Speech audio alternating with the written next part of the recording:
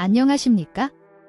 대한민국 경제의 현주소를 깊이 있게 파고드는 시간입니다.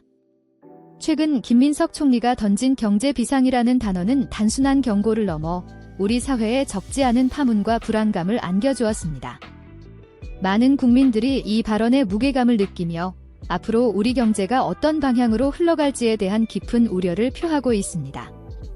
과연 총리의 발언은 현재 경제 상황을 정확히 진단한 것일까요? 아니면 정치적 메시지를 담고 있는 것일까요? 지금부터 그 이면에 숨겨진 진실을 파헤쳐 보겠습니다.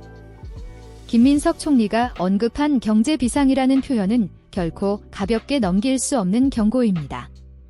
과거 IMF 외환 위기 시절 정부의 안일한 대처가 얼마나 큰 참사를 불러왔는지를 우리는 뼈저리게 기억하고 있습니다.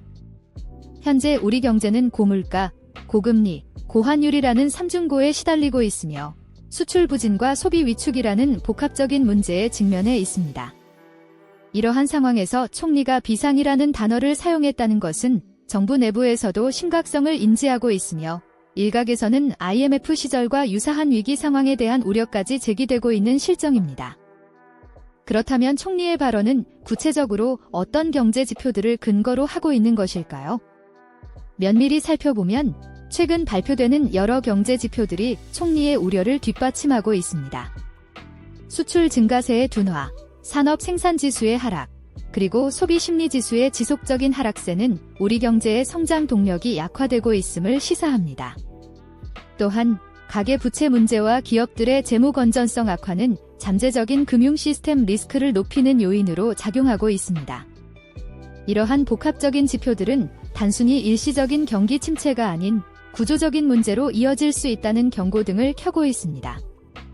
김민석 총리의 경제 비상 발언은 단순히 현재 상황에 대한 경고를 넘어 앞으로 정부가 취할 정책 방향에 대한 중요한 신호탄일 수 있습니다. 이러한 발언은 종종 대통령의 다음 메시지나 정책 전환을 예고하는 전초전 역할을 하곤 합니다. 정부가 기존의 경제 정책 기조를 유지할 것인지 아니면 더욱 강력하고 선제적인 대응책을 마련할 것인지에 대한 중요한 단서를 제공하는 것입니다. 특히 총리의 발언 이후 대통령실의 움직임이나 관련 부처의 발표 내용에 주목할 필요가 있습니다.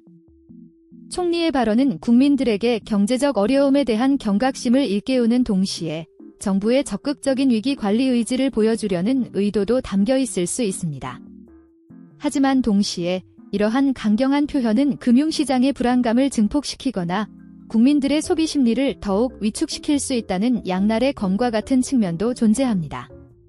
따라서 정부는 발언의 수위 조절과 더불어 구체적이고 실효성 있는 대책을 투명하게 제시함으로써 혼란을 최소화해야 할 것입니다. 국민들은 정부의 다음 행보를 예의주시하고 있습니다. 이러한 경제적 불확실성 속에서 우리는 과거 IMF 외환 위기 때를 어떻게 극복했는지 되돌아볼 필요가 있습니다. 당시 국민들의 단합된 노력과 정부의 과감한 개혁 의지가 위기를 기회로 바꾸는 동력이 되었습니다. 현재의 경제적 도전 역시 과거의 경험을 바탕으로 지혜롭고 용감하게 대처한다면 충분히 극복할 수 있다고 믿습니다. 하지만 이를 위해서는 정부의 명확한 비전 제시와 더불어 국민 개개인의 현명한 경제 생활 습관이 무엇보다 중요합니다.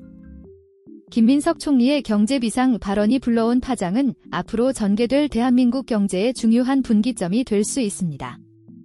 이 발언이 단순한 경고인지 아니면 다가올 위기에 대한 명확한 신호탄인지 그리고 이를 바탕으로 대통령이 어떤 메시지를 전달할지는 미지수입니다.